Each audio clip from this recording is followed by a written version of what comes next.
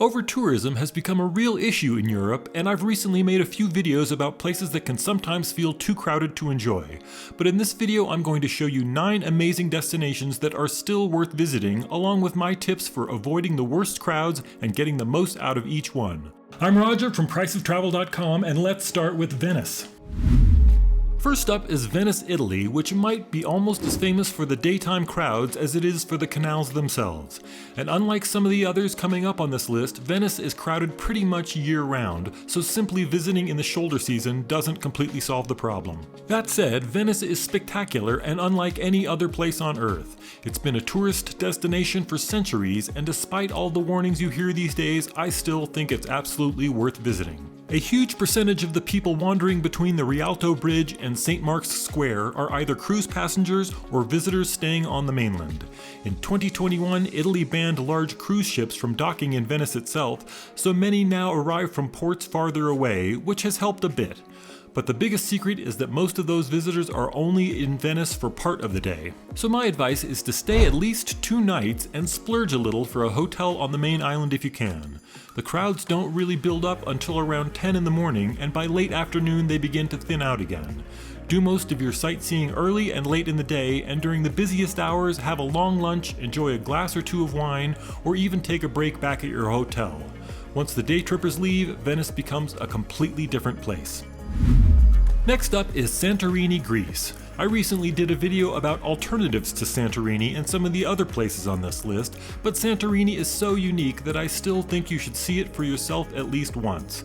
After that, you may decide you'd rather spend your future Greek vacations on some of the quieter islands. Between the famous caldera and the spectacular views from the whitewashed villages perched along its rim, the other Greek islands are all competing for second place when it comes to scenery.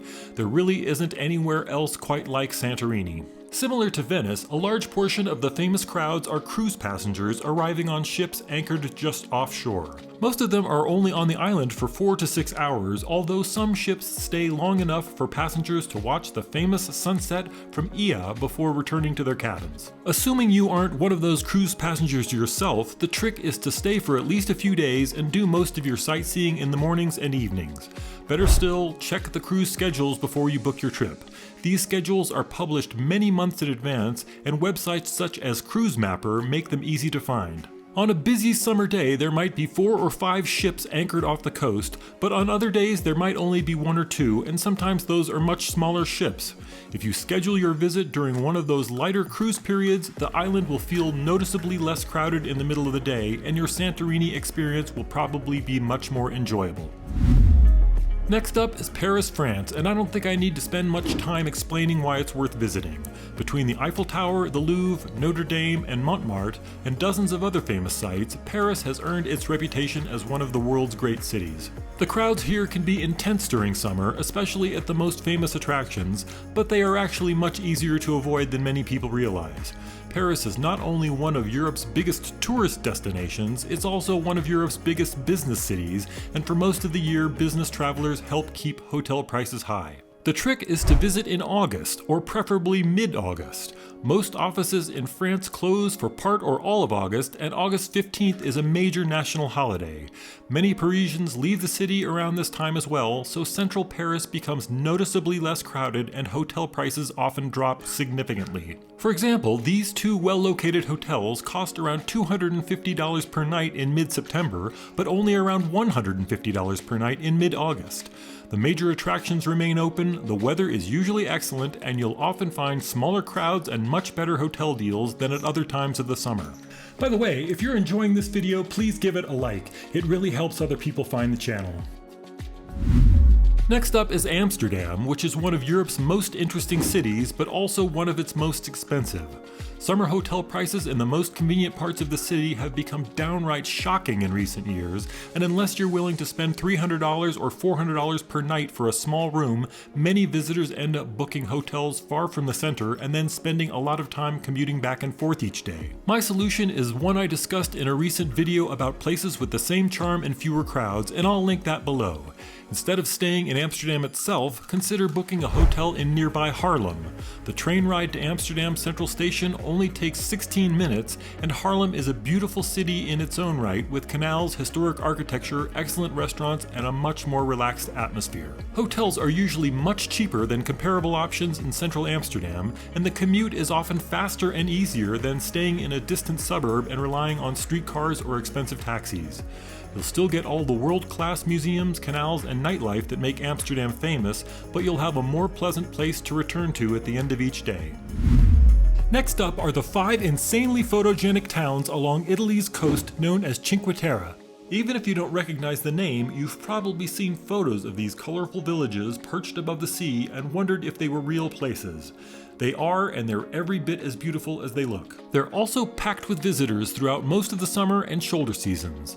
Each of the 5 towns has its own personality, and when conditions allow, you can hike between them on trails along the cliffs, although most visitors use the frequent local trains that connect the villages. The key here is that many visitors treat Cinque Terre as a day trip, often from Florence, while many others stay in larger nearby cities such as La Spezia. So just like Venice, the trick is to spend at least one night in one of the villages themselves.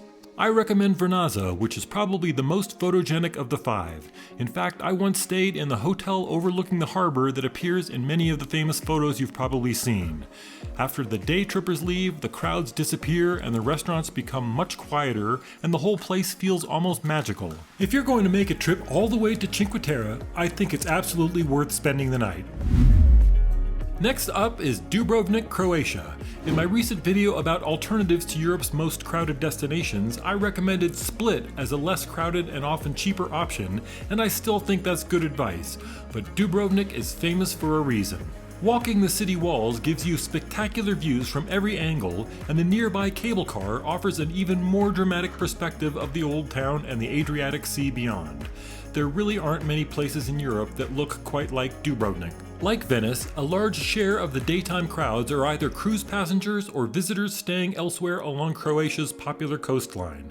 If you check cruise schedules in advance, you'll see that some summer days have only 1 or 2 ships in port, while others can have 5 or more.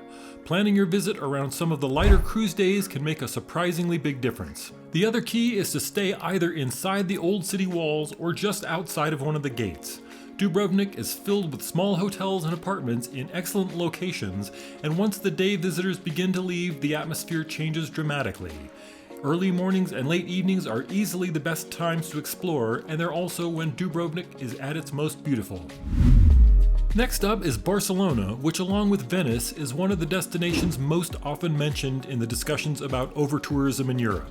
And it's easy to understand why. Barcelona combines some of the world's most distinctive architecture with sandy beaches right in the city, making it one of Europe's most appealing destinations. The challenge is that millions of visitors arrive each year, and many of them end up in the same places. The Sagrada Familia, La Rambla, and Catalonia Square are crowded for much of the day throughout the summer, and unlike some of the other destinations on this list, there really isn't a secret time when Barcelona suddenly becomes peaceful. That said, I still think Barcelona is absolutely worth visiting. The architecture is unlike anything else in Europe, the food scene is excellent, and there is enough to see and do here to fill several days. My main advice is to avoid the peak summer period if possible. June and September tend to offer a much better balance of good weather and manageable crowds, while spring and autumn can be even better if spending time at the beach isn't a priority. Barcelona is one of those places where the hype is mostly justified, and I think every Europe traveler should experience it at least once. Next up is Rome, Italy. Similar to Paris, I probably don't need to spend much time explaining why Rome belongs on this list. It's one of those places everyone should see at least once. In fact, I think Rome is even more interesting and beautiful in person than most people expect, with statues, fountains, plazas, and historic landmarks seemingly around every corner. Like Barcelona, Rome can feel a bit chaotic at times, although the major attractions are spread across a much larger area, so the crowds don't always feel quite as concentrated. Still, this is one of Europe's most visited cities, and some of its most famous sites now require advanced reservations. My best advice for Rome is to plan ahead. Reserve entry times for major attractions such as the Colosseum and Vatican museums weeks or even months before your trip whenever possible. In fact, that's increasingly good advice for many of the destinations on this list. I also recommend scheduling your major sightseeing for the mornings when attractions first open or during the last few hours before closing. That leaves the busiest part of the day for a long lunch, a leisurely walk, or even a break back at your hotel. Rome has enough world-class sights to fill an entire week, and a little advanced planning will help you experience the city at its best. Last up is Iceland, which I also talked about in a recent video about places I didn't expect to love, and I'll link that one below as well. The short version is that Iceland contains some of the most unusual and dramatic scenery on Earth. People visit, come home raving about it to their friends, and those friends end up booking trips of their own. That's one reason Iceland has become so popular over the last couple of decades. Because Iceland sits just south of the Arctic Circle, summer is really the most comfortable time to visit, so the strategy here isn't to avoid the busy season. Instead, it's to spend as little time as possible in the most crowded parts of the country. Almost all of Iceland's population and infrastructure are concentrated around Reykjavik and the international airport, and many visitors never travel much farther than the famous Golden Circle sites nearby. If you have less than a week, I recommend renting a car and exploring the entire south coast, where the scenery is spectacular and the crowds generally thin out the farther you get from the airport. If you have a week or more, treat yourself to the full ring road around the island. You'll still encounter tourists at the most famous stops, but much of the journey feels surprisingly remote and uncrowded. Iceland is one of those destinations that genuinely lives up to the hype, and I think the ring road is one of the greatest road trips anywhere in the world. So those were 9 European destinations that are often labeled as overcrowded, along with some of my favorite strategies for getting the most out of a visit. I've also got more information in a companion article on priceoftravel.com, and I'll link that in the description along with the other videos I mentioned. I'm sure many of you have visited some of these places yourselves, and I'd love to hear your own tips and experiences in the comments. Some of the best ideas for future videos have come directly from viewers, and I really appreciate all of the feedback and suggestions.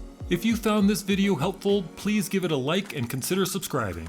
I've got new videos about Europe and other affordable travel destinations coming every week. Thanks for watching all the way to the end, and I'll see you in the next one.